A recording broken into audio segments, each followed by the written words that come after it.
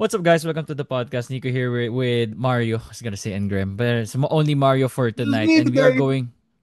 Oh, just the OG, the Yeah, OG, just me today.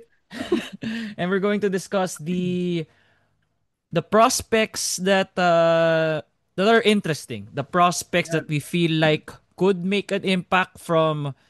Of course, we're gonna discuss the prospects na definitely going to make an impact to those guys na magugulat kayo na sa tingin namin can make an impact eventually in the PBA or maybe from year one or year Yeah. two. Yeah. So just to clarify, guys, we aren't doing a Hmm. mock draft just yet. Hindi pa. We'll do that, I think, when all of kung lahat ng applicants apply na. Friday yung deadline, Mario. Okay. So probably on like Saturday or Sunday, we'll Meron film na it. tayo. Yeah. We have to, decide. But then like, this is just like the people who have declared so far, who we think are actually gonna be great or who can actually make an impact in the PBA. Okay. So we are gonna do this in a proper way. Imagine mo si Mario pa yung nagsuggest. How about we split it into guards, forwards, and Wala kasi si centers? Graham. Wala kasi si Graham. Si Graham, so si Graham yung rason bakit Sila magulo yung yung magulo ano. eh. Si Graham yung magulo. Pinasa lahat kay Graham. Nami. Nami. Nami. Okay, so unahin natin with the guards, of course, one GDL has finally said that he was gonna declare for the draft. That was 2 days ago, from what I believe, and I would say the runaway favorite for number one pick. Even if Kobe Paras declares, which wala namang news na he's gonna declare, I'm saying na I'm still gonna pick one, a Yes. veteran from all over the world, played all over At the this point, world. yes, all over the At this world. point, di ba? Yes. He played in Lithuania. Tama ba? Yeah, Lithuania. Lithuania. He went to Japan for a bit. Then he's been to Korea. Um, this guy is always gonna be a good basketball player. Always has been a good basketball player. Um, Honestly, he can make an impact on day one. If you ask me, if we're talking about like the Bearfield type of players, we have Bearfield, you have the RJ Barrientoses, and all that. I think Juan fits in that category of, yeah, I'll be good the moment I step into the PBA, even if he's a smaller guard. Is he? Parang he's kind of tall for a guard. He's like a 5'10", 5'11", di ba? Parang Yes. I feel, wait, one GDL height. I know he's taller than RJ Abarrientos. What's 1.3 meters, 2 feet? Oh, he's 6 flat. RJ's Not 5'10". bad. Not bad, Not not bad. bad. 6 So, flat.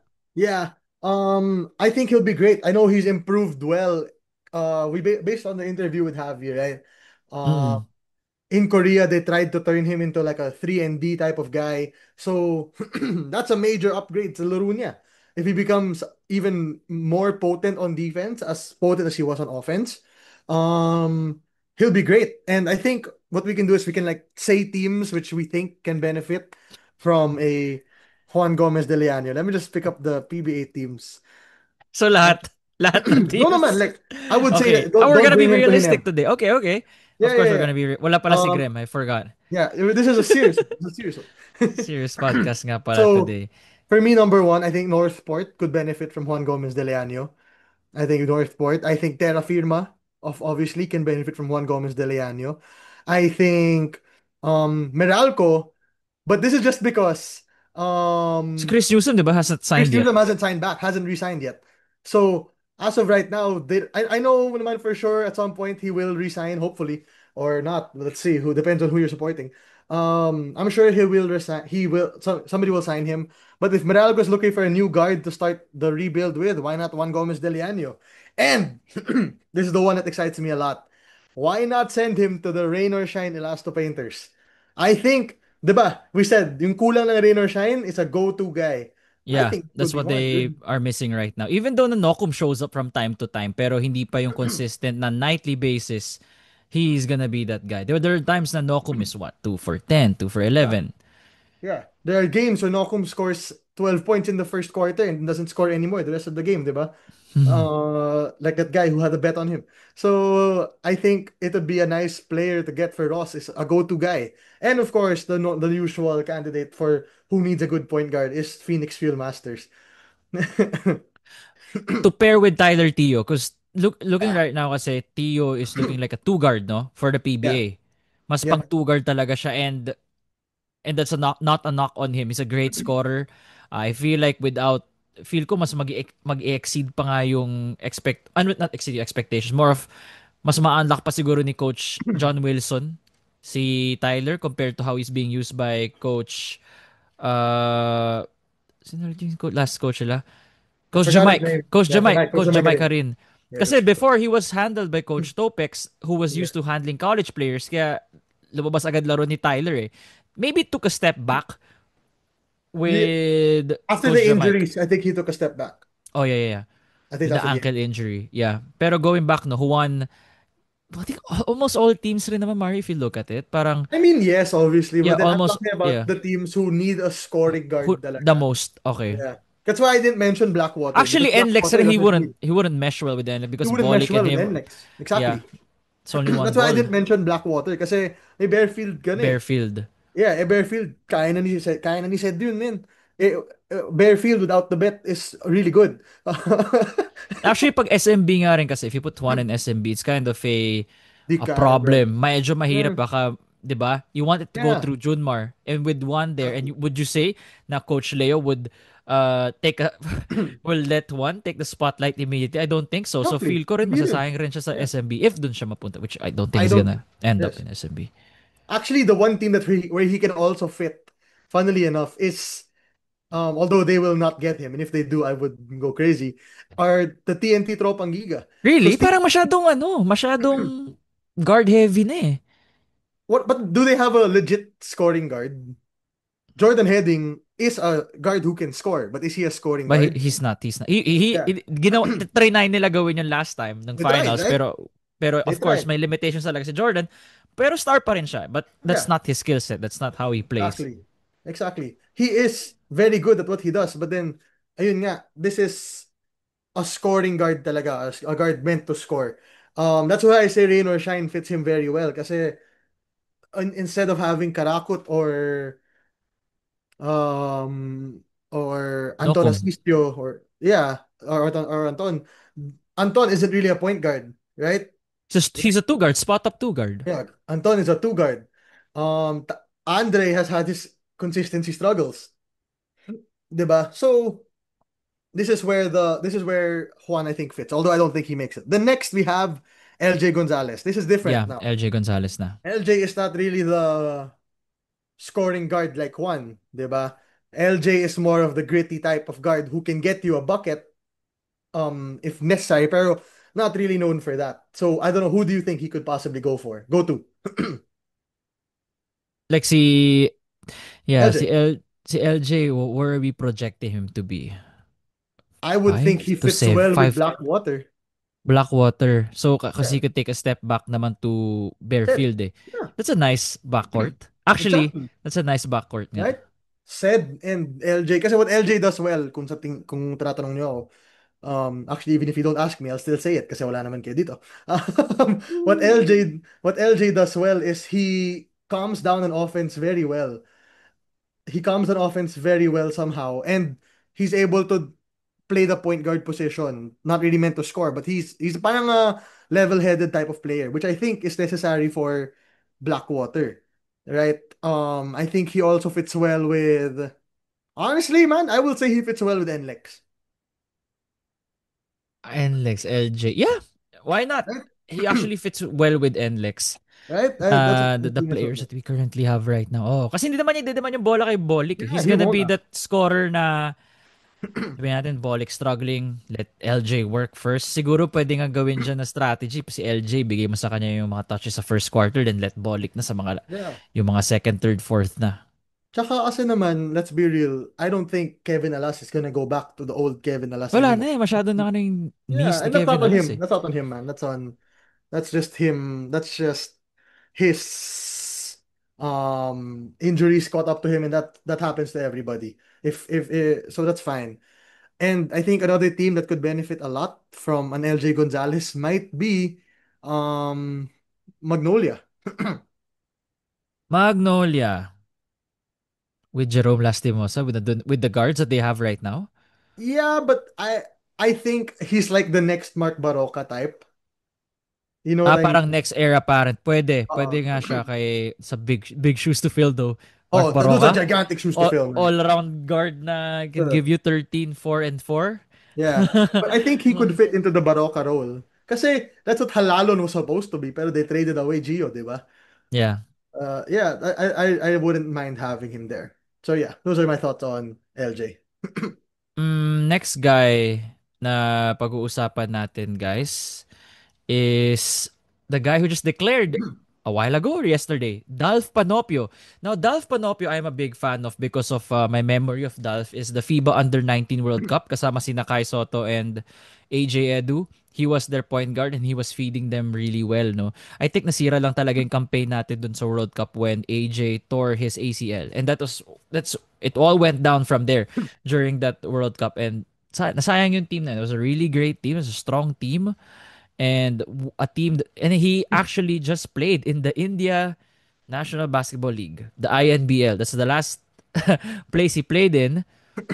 15-4-4 at si Dolph. That's Pero good, Mario, dude. I would say Dolph is a first rounder for sure. Oh Diba? yeah. Oh come We on, can yeah. agree na Dolph Panopio is a first rounder considering this guy has been all around the world as well. Played in US NCAA Div 1. Kinuha ng Suwon KT although nirelease rin agad. But hindi siya stagnant at least. He's been Yeah. playing while abroad. And now at 25 years old, that's a centerpiece. That's a great centerpiece to get. Yeah. Bata. Yeah. I agree completely. I think Dolph is the type of guy where you can kind of just like may point guard ka. Alam mo yun, yung parang medyo matalino na guard won't require the ball also. He's not gonna require the ball to be effective. He just needs it. He just wants to play the game, you know what I mean? So Mm, I love Dolph Panopio. I think a good place to play Dolph Panopio, possibly why Hinebra. not Phoenix? Again, Phoenix. At number 2, you're not gonna get you're not gonna get I'm not talking about ano dude. I'm the not talking about placement. Oh, you're just talking yeah. about ano I'm lang. just You're talking just gonna about talk about where like the everybody fit lang. fits. Yeah, I'm talking about where everybody fits. I don't really care about the placement. They can go wherever they want to go. All I care about is because I'm sure they have whatever pick also. All I care about is if it fits, and I think he fits well in Phoenix. It may not be at the second pick, but he does fit well with Phoenix just as a stabilizer type of guard who can feed their bigs. They have decent bigs. They have Kai Balungay. Yeah, kay Balunggay nga. Is Sino there a bang real big? point guard on the Phoenix roster? I don't think there is. Wala. Sina R.R. Garcia na yun eh. Di ba more of mga ano na? Mga two guards turned Yeah, yeah, turned point guards. exactly. And So Tyler Teo, yun nga, he's yeah, not Tyler's a really, scoring guy. he's a He's not scoring really. guard. Yeah, Tyler doesn't really want to. I'm not gonna say doesn't want to bring up the ball, but Tyler is meant But to score the ball. that's not him. Dolph is Parang that's fine not if him. you. Dolph is absolutely fine if you don't give him the ball to score. He's just Table gonna find setter. teammates. Yeah, and he's absolutely okay with that. And I think that's a good pickup for them. Yeah. Um, so Dolph, Mario, let's make a projection. What range? Let's end it per prospect now. Where could Dolph, what's the range, diba? Do we see like 6 to 10, 4 to 8? What's a range Hmm. for Dolph? Maybe Dolph goes 6 to 10. 6 to 10 range. Yeah, I think Dolph goes 6 to 10. I Basta don't think. first round. Yeah, I know for first rounder for sure. But I think he goes in the 6 to 10 range naman. I don't think he goes any higher or any lower than that. Same. At least tayo dun. Ito, si Jason Brickman. Jason Brickman, guys, I'm projected to with be you. number 2 actually. A lot of people are saying, oh, Jason Brickman declared he's gonna be number 2. Just a bit of context on Jason Brickman. One of 4 NCAA Division 1 players in the US to notch at least 1,000 assists. So this is the table setter of all table setters. He is the Uh, best playmaker, floor general that you'll ever see in this draft. Not ever. yeah, not ever. But the problem is, if you ask me, he's 33. Pero ang maganda naman, na since we're talking about the PBA, this guy looks like he has 6, 7 years more? Five, Yeah, six, dude. five, Long time, five to long time. 7 years more with the PBA, since this is the PBA anyway. Yeah. I think Jason is actually the second best guard coming out of this. Really? Yeah, I The think he's the second second. best guard. As of right now, huh? I think he's So second best. agree ka na na parang yung projections na 1 and 2 could happen. Pero or just Uh, second ano lang, second best guard lang I just think muna. he's second best guard. I don't think Okay. those. It depends on who has the second pick if they want to take him. But Phoenix is number 2. I'm not bad, honestly.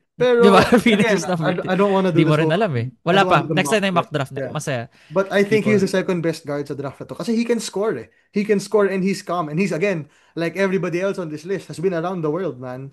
SGA rin, most Yeah. nagpa-champion yung SGA 2 years in a People have row. been clamoring. People have been clamoring for him to join the PBA draft for a while.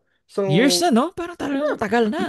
yeah, people have been asking for him to join the PBA draft for a while. So I'm not surprised in the slightest that he is willing to join the draft. Um, but I have the same thoughts pa rin na this is the type of guy who can slot in very easily. This is actually, I would say, Coach Tim's dream point guard. Jason Brickman. Yeah, man, Coach Tim For would the love triangle, that. ano? Mm. Yes. And if Mikey Williams doesn't come back, why not Converge, right? Converge might want to take a stab at him. Uh or actually a lot of things. I believe out of all of the players this year in the draft, I think Jason Brickman is the one who fits every team possibly. I don't think any Actually, team I don't think any team would mind having a Jason Brickman because of his ability to just really slot in. We saw it with SGA, diba?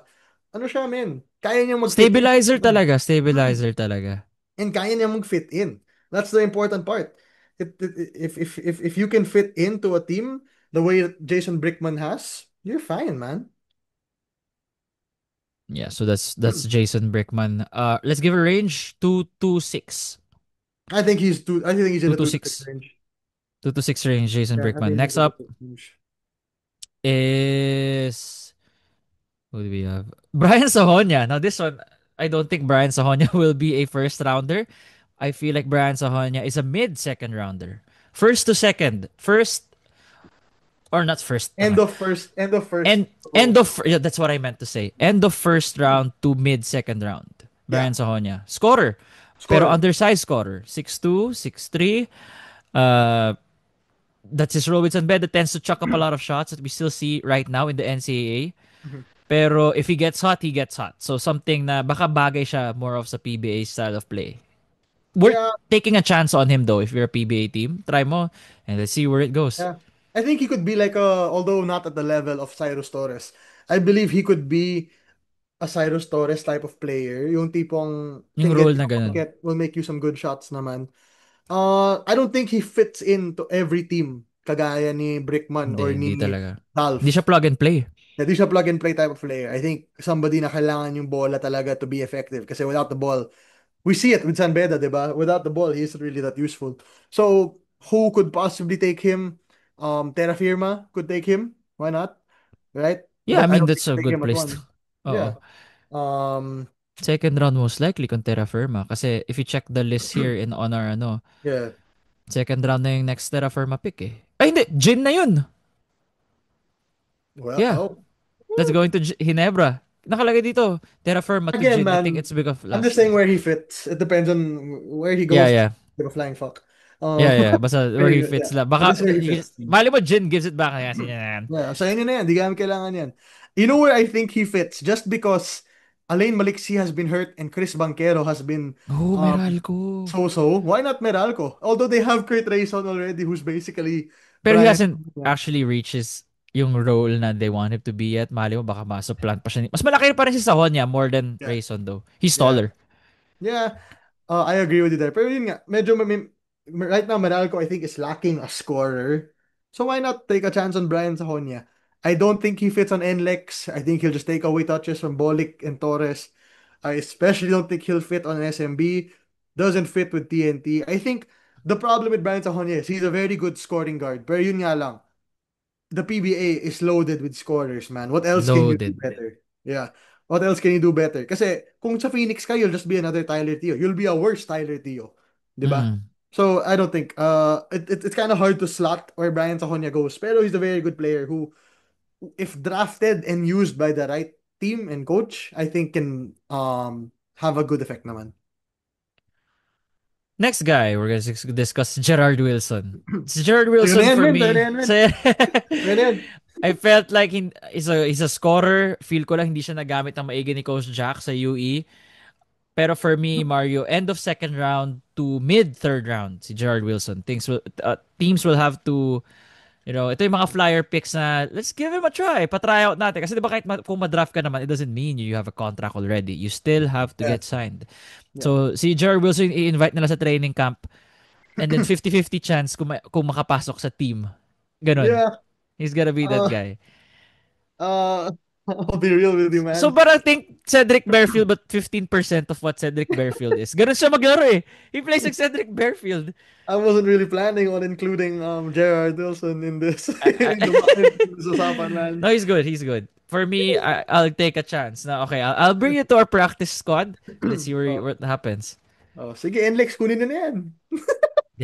Di namin kailangan. Ako muna isa ng NLEX bago. NLEX, kahit na yan. I have no comments on Gerard Wilson. Kaya nyo na yan. Oh, Take yeah. him For because me, end of gusto ni second Nico round. eh. Gusto ni Nico yun. So, I'll let At him. kayo sa comment section, what do Yeah. you guys think about Gerard Wilson? Comment nyo na Yeah. lang. Kayo yung mag-contribute sa discussion natin. Okay, let's now Right. move on no to the forwards. Chris Kuhn, Mario. Chris Kuhn! Chris Chris Kuhn, the Kuhn, Ateneo Blue Eagle! 6'5", 6'6" guard. Pero Guard wing siya forward. nakaano dito. Wing. Pero he was used as a guard by Coach Tab in the last 2 years. Brother, if this is not Coach Tim's dream forward, nobody else is. He could Ito fall yung, to brother, Jim. He could fall. I do He could believe there's fall. a He chance could fall. If Chris Kuhn falls to Ginebra, if Coach Tim is smart, this is the guy. This is the guy you take if you're Coach Tim. He is one of the smartest players college basketball had in recent memory. Mm, He is a big ass forward, but he can dribble the ball well, yeah, finishes well at the rim, lefty pa naman, and he can shoot naman once in a while, which is exactly what Tim Cone likes in his forward slash guards, diba? This is the perfect Tim Cone guy. I don't think, if I'm being honest with you, I don't think he slots in anywhere else except for Ginebra very well, ha. I think the perfect fit is Ginebra for Chris Kuhn. for Kasi Chris Kuhn.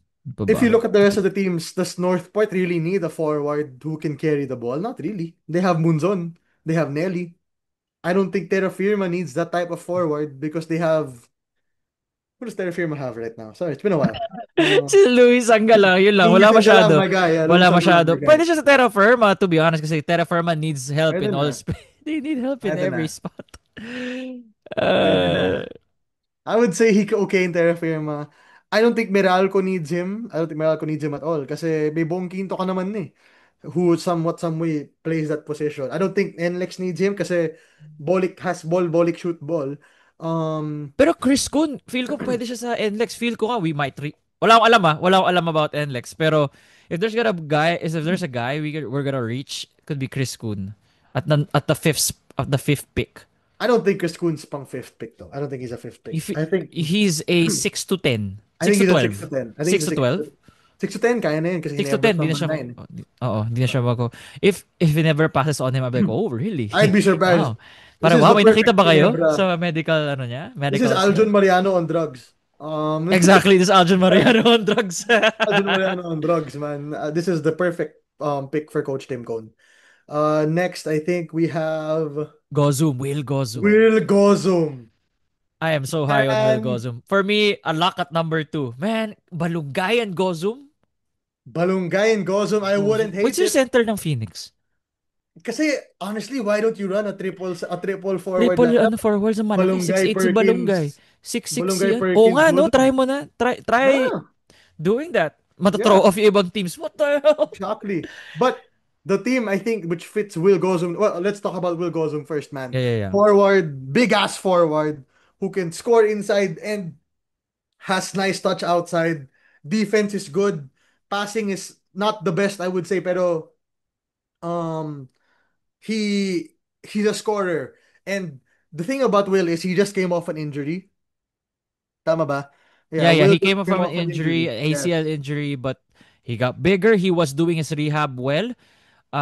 Hindi siya naging chonky. He got the muscles. Look, ano, hindi siya naging chonky. Di ba yung naging sakit kasi minsan especially pag sa tuhod, it's really hard to lose those Yeah, he didn't calories. gain any weight. He didn't gain any weight. Yeah, He he didn't got he gain got any weight, but he gained muscle. I think yeah, he he gained got muscle. bigger. Yeah. So honestly, man, NLEX. No, NLEX. I don't think he's gonna fall to NLEX. Pero gusto ko siya makuha. Yeah, if He's he gonna be a falls sure though. pick. If he falls to NLEX, ganito, if he falls to MLX, tapos hindi namin siya kinuha, mag-quit na kaya ako. Oh, good NLEX management. Oh, NLEX dude, fine. I also see him possibly slotting into Northport. Why not, right? North, Munzon, imagine mo si Neri. Coach Bonnie, like, handling Will. That's true Eh, naman though. yung That's true though. Coach Bonnie, putik yan. Si That's Franyo true though. nandun, putik na team yan. Di ba may hinedbat si Will Gozum sa Letran? I don't Si remember. Avillana Hindi, ata si eh. Avillonar yun. Di Yeah, ba? yeah. Nag-aaway sila, gumanon pa siya eh. I love Yeah, that yeah, moment. yeah. Yeah. Like, I was That like, come cost on, them a Will, you're not that championship, by kind the of way. guy. You're a nice guy, Will. That cost Si them a championship. Avillonar, gets ko pa kung gumanon eh. Because Uy, bata that's natin Pau. niya. Avillana rin. Oo. Bata ko si Will, hindi naman si Avillonar. That's true. I like Avillana. Yeah, he can slot in a lot of places. But I think he slots in sa mga teams na hindi yung masyadong powerhouse. Mm. Converge, why not? Without Mikey Williams. Although, oh, that's a good front line, huh? Gozum Baltazar Arana. That's sexy. Pang ilang pick ba Converge? I don't know, man. I don't know any of these pick things. I know somebody sent it to our group chat, right? Wait lang. Here. Converge is picking after NLEX.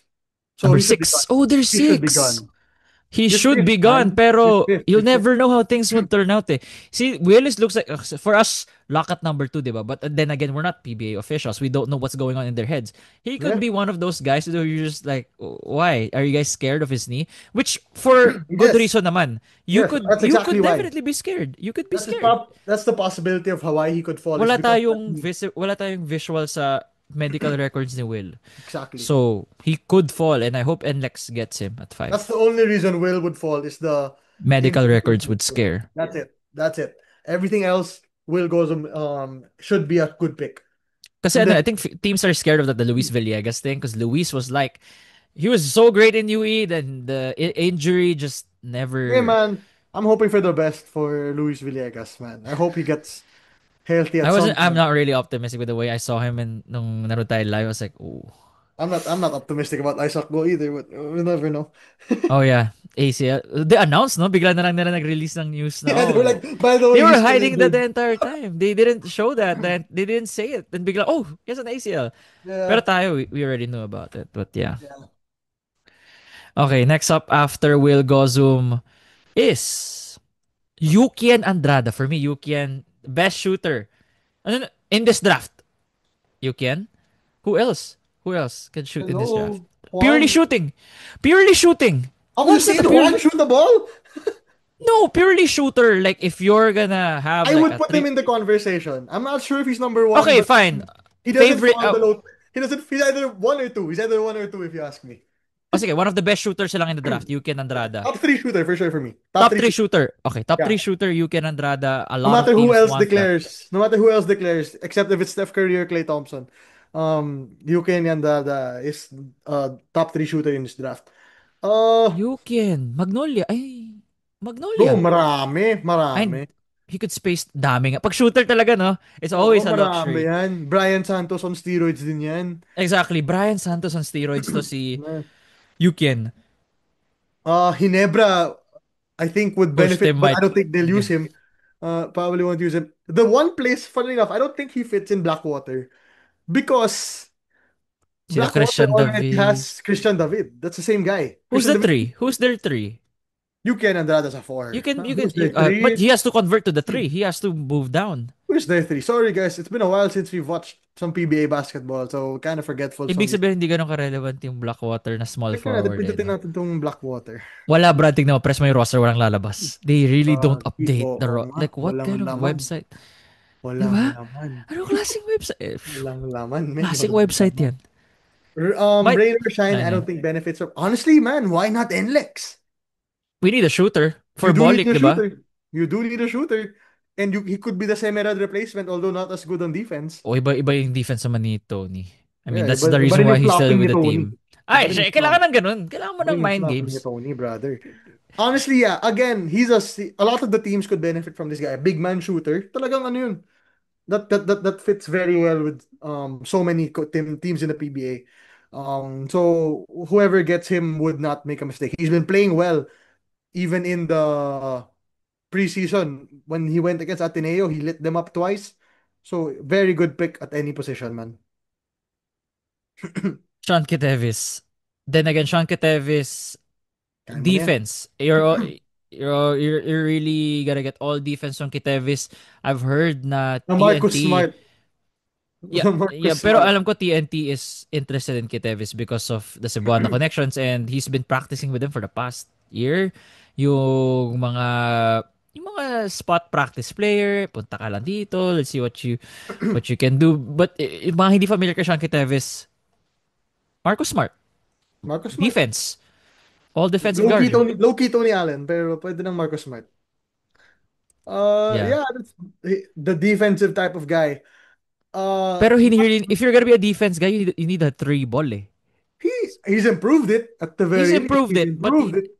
to, Yeah, another level pa for Sean. I would say probably second round, Second round, maybe mid third. to late. Yeah, Mid mid to late. to malaki range eh. Siguro mid to third round middle. Pero Depends madadraft on siya. who else declares. Depends on who else declares, if you ask me. Mm-mm. But yeah, he should be fine. He will get drafted for sure. It's just that he's a specialty type of player kasi. So, um, if you need a specialty type of guy, that's where TNT is kind of lacking. Wala naman silang um defense first na forward, 'di ba?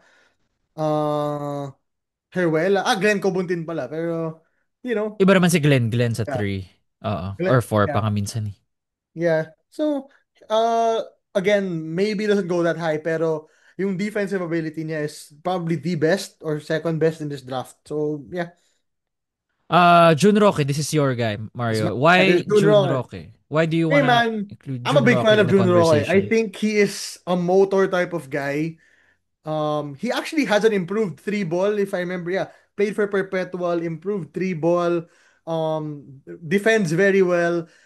Plug and play type of player if you ask me. Para siyang Glenn Cobuntin na kaya niyang mag-contribute kahit kailan. Um, I maybe third round, pero I think June Roque deserves Mm. some hype also kasi parang King Caralipio, those type of builds of player. Ganyan si June Roque. So if you have Gerard Wilson, I have June Roque. If you have Gerard Wilson, I have Jun Roque. Yeah, that's my Pero mas guy. may role naman si Roque sa Perps nung Yeah, time na yun. Roque plays deep. He was a rotation player talaga. Yes, Even a yes, yes, starter yes. sometimes. Dude, he has a beautiful jump shot, by the way. It's just about consistency na lang kay June eh. Jude, I forgot what it was. But then yeah, not a bad player at all. No problem taking him. Honestly, it Uh, would be fun to see him on like a built team already. Like maybe the Hinebras, maybe the SMBs. Would be fun to see him there kasi plug and play nga siya eh. You can play him at any point. Although he'll probably end up in Terra Firma. just being realistic. Yeah. Sean O'Malley.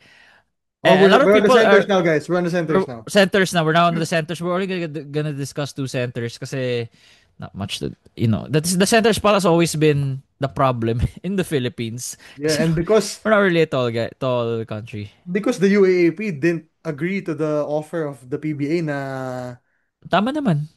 which I'm fine with. That Tama means naman. there's no Okay Mike lang. Phillips. There's no Mike Phillips. Oo, So no Union. mic. Yeah, Union. So go ahead.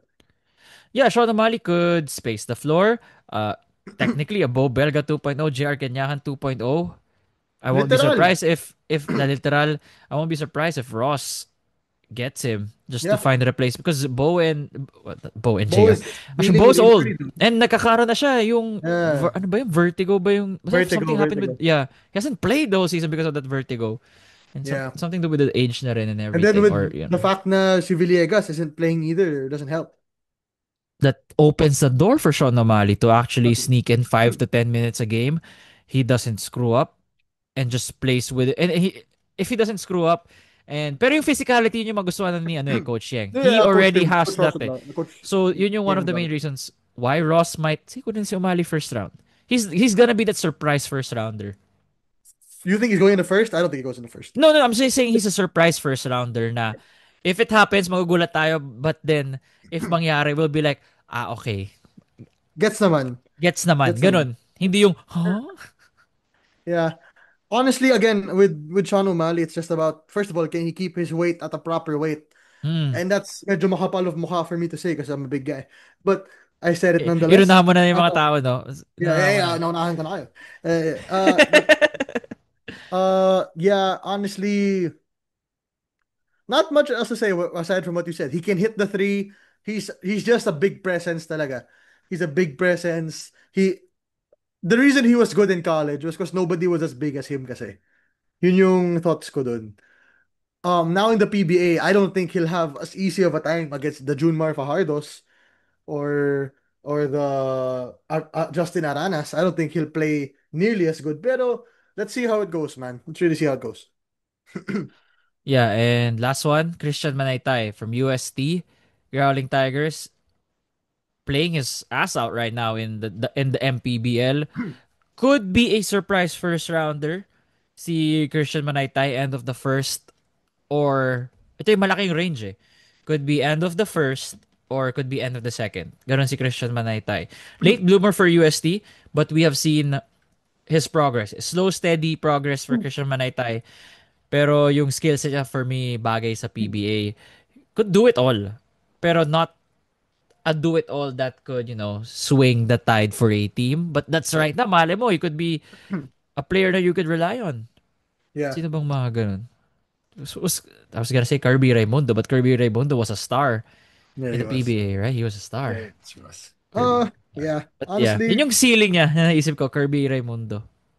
yeah. So my question before we close the episode is, Mm. before the draft starts in 2 days, since we're uploading this tonight, Mm. who are your dream people to declare? Na hindi pa nagde-declare? Yeah. Well, you have to remove the UAP guys because they cannot declare. Yeah. Kobe Who would be Paras, Kobe, Remy Martin, Clint Escamis? Clint Escames has not declared yet. Yeah, Clint, why not? Chris Justin Hubilia. Sanchez, Tony Inot, pwede pa humabol. Pwede, graduate na ba yung mga yan? No, they can just say na, hey, next year I don't wanna play na. Sabi, Ah, di ba? yeah. Yeah, yeah, yeah. By the way, Justin Sanchez a solid culinary student, by the way. If you follow Justin Sanchez, he keeps on posting his mga ginagawa niya. So, dude, he's one of the few students na alam ko sineseryoso yung degree. Justin Sanchez, salute. And he really takes, talagang love na love niya yung culinary. So, this Justin, if guy, you're watching, brother, hit me up. I'll send the Addy. I want to taste them. Arote sa what? give me a taste test, brother. Give me a taste test of the food, of the Of food, the food. Of of the the food. food. But yeah, Yeah. guys. So yung mga Oh. dream names ko, Wait, yun sa'yo, nga, sino sa'yo? Oh, Clint, yeah, yeah. P, um, Kobe, pangalawa, sabi mo? yeah, Clint, Kobe Paras, Remy Martin, yung mga ganun guys. What do you think? Remy Martin, I guess. I'm trying to think of other names who possibly could. I don't know if Chris Hubilia has graduated or is in Ano the. nangyari dun? Parang di ko na raw ng-school ngayon si Chris Sevilla. No, so pero I'm a big fan of Chris Hubilia kasi. Chris Oh, he's Hubilia, good. He's everyone. good. Di Yes, ko lang yes. alam kung nasa school na siya. Like legit, I don't For know what school sure. he is in right now. For sure he's good at basketball, man. But I love him. I love Chris Hubilia. Yeah, I think that's all I would think of right now. Kasi, yeah, Deo Quahaw naman has already um thrown his name in there. Yeah, those are just the three I guess I would want to declare pa. Clint, Kobe, and maybe Chris Hubilia. Yeah, Maybe. same. Yun lang Because naman. the Pero, moment Juan declared, I was already good. yeah. But the Kasi moment if Juan, one didn't declare, my goodness, what yeah, a draft. yeah, yeah, Brickman might go one. yeah, yeah, man. Brickman, number one If pick. you're asking me though who I want to see back in the PBA, I hope Dave finally fixes his contract now that If the Northport gets MPBL, sold, if yeah, Northport Northbridge gets gets sold, sold. and the MPBL season's kind of coming to a close then also. So, and me, oh dude, one more, Gio Chu. I hope Gio Chu. Oh yeah, yeah, Gio Chu has not declared yet. Baka Yeah, last Gio day pa Chu. I magano. hope Gio Chu declares, man.